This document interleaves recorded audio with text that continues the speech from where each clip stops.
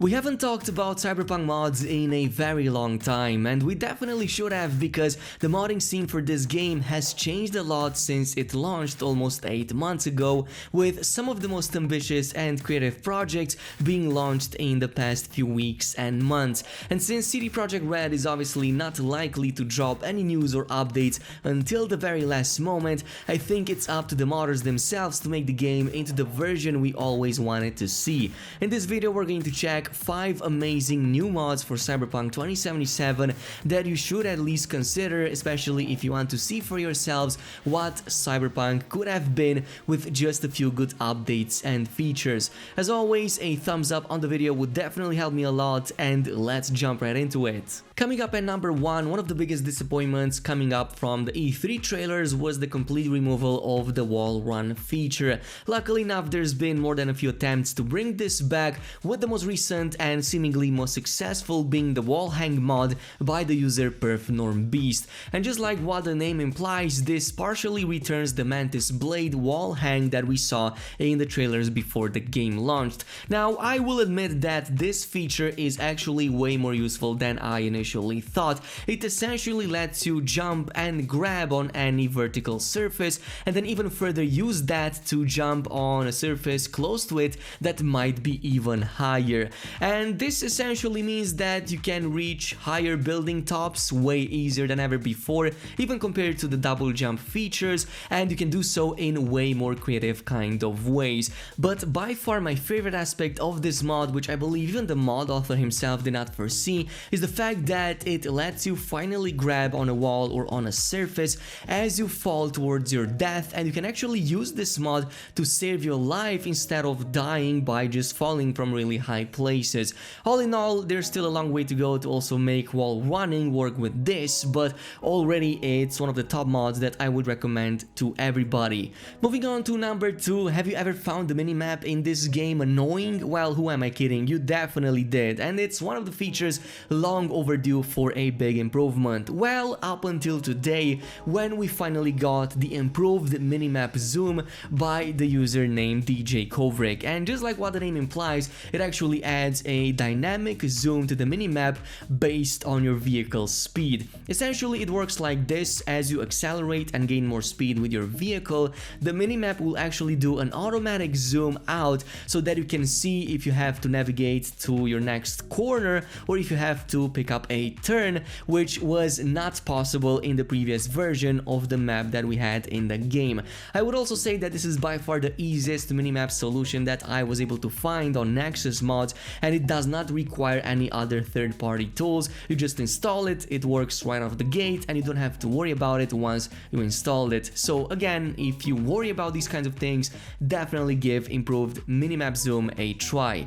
But this brings us to number 3, and unfortunately another really big disappointment in a long string of disappointments when it comes to Cyberpunk 2077, which luckily gets fixed with a new mod. And one of these big disappointments was the real lack of police AI and police chases, especially since you're more than free to commit almost any crime in Night City with seemingly no repercussions. Well, say goodbye to those days thanks to the enhanced police mod by Mandris7, which is here to put a stop to all of that, or should I say a stop to you, because you're obviously the criminal in this case. But it works in a couple of really interesting ways. First of all, it slightly revamps the spawn rate and the spawn distance of police forces, and second of all, it finally introduces police car chases and police motorcycles. This means that whenever you commit a more serious crimes, you will oftentimes see either a car or a motorcycle spawning that will actively chase, shoot you, and take you down if you don't lose their track. I will also admit that some of these police officers were definitely well trained, because more often than not they will shoot straight to the head. You committed 1-star crime, straight to the head. Is it 3 stars crime?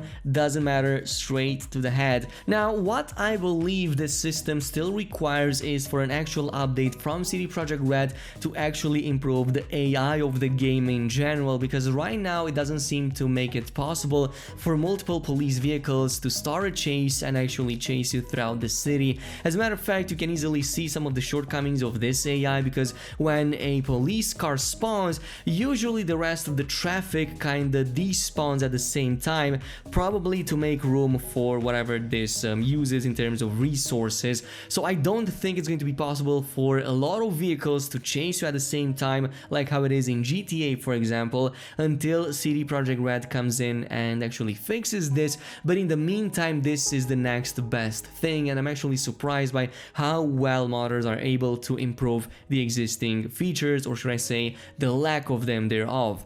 Moving on to number 4, have you ever wondered why there are so many street vendors in Night City, yet seemingly almost none of them can be interacted with? Like, there's many street vendors, there's a lot of corner shops, there's a lot of places that you could theoretically go in and buy something from, but they more often than not don't even function.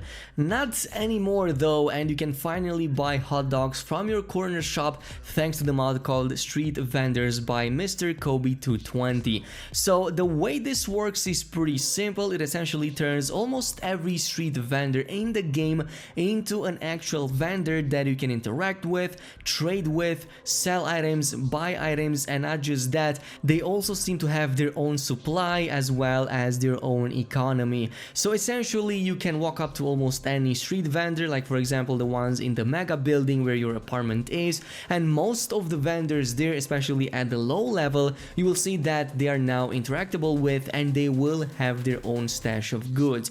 What I really appreciate about this mod is that it goes one step beyond and it adds one layer of quality, which is the fact that every single vendor seems to be selling items depending on what type of vendor that is. So for example, a fast food cart will definitely sell you food, meanwhile something like a souvenir shop will sell you items that better fit that range, like for example vinyls, decorations, and so on and so forth. Of course, it still has a long way to go, but I believe most of these vendors in the game have already been covered, and it's already an excellent mod to further immersify yourself even more in Cyberpunk 2077. But with that out of the way, this brings us to by far the most ambitious and seemingly most complex gameplay mod that I have played around with until this point, and that's called Immersive Roleplay by the user Donk74. Don't let yourself fooled by that name. This is definitely a very complex mod that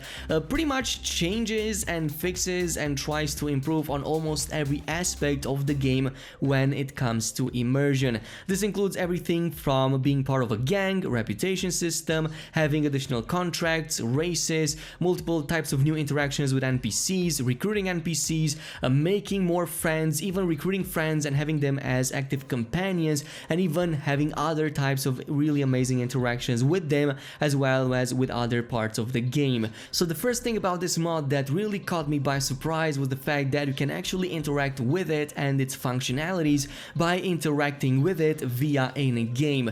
Essentially just head over to any PC terminal, access it, and you should see this window popping up, which gives you a lot of options to download extra functionalities for the mod, including new missions, features, and an entire marketplace from the game's mod menu, which is really insane. Like, this is something that I haven't seen even in Skyrim, and that has a modding scene that is one of the best developed out there. Now, there's many things you can do in this mod, so I will go over the ones that I've done the most, starting with the possibility to recruit allies. You can call characters that you already made friends with, like Panem, Judy, and other ones, or even walk up to a total stranger like an ally gang member and recruit them as your companion. As your companion, they will do pretty much what you would expect. They will follow you, they will ride cars with you, they will even fight for you if you go into a gang fight. But it goes further than that. You can actually issue different commands, you can have them change weapons, you can even switch weapons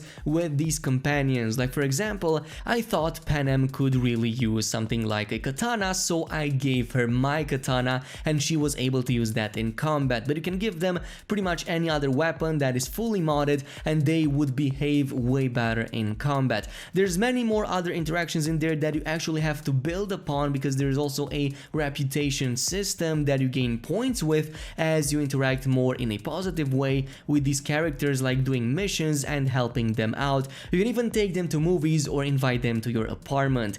Another functionality that I'm surprised this mod has is the possibility of not just downloading community created missions, but also doing them and creating completing them yourself thanks to the in-game mission creator. So what you can do is just download some of these missions, walk up to any fixer, and then just pull up the list of missions over there. They usually split into 3 categories, which are assassination missions, exploration, and escort missions. You only get up clues to their general location and what you need to do when it comes to completing them, but you can also be helped by the indicator onto the right side of your screen. By the way, that one also indicates many other things, including your affiliation with different gangs in the current neighborhood, your status at war, and yes, there's absolutely a war that you can fight with other factions and other gangs in the game. I'm actually surprised by the complexity of this mod overall. There's many other functionalities that honestly I still did not have time to uncover and play with. I just recently discovered that it actually makes use of the metro system, and you can go on a city ride with the metro system because of this mod right here. It's still work in progress, but it tries to touch on so many aspects of the game, so many things that were left out and should be added in the game, and just seeing how all of this ties in and makes the game so much more amazing really makes me think of what Cyberpunk 2077 could have really been if it was kept in the oven a little bit more.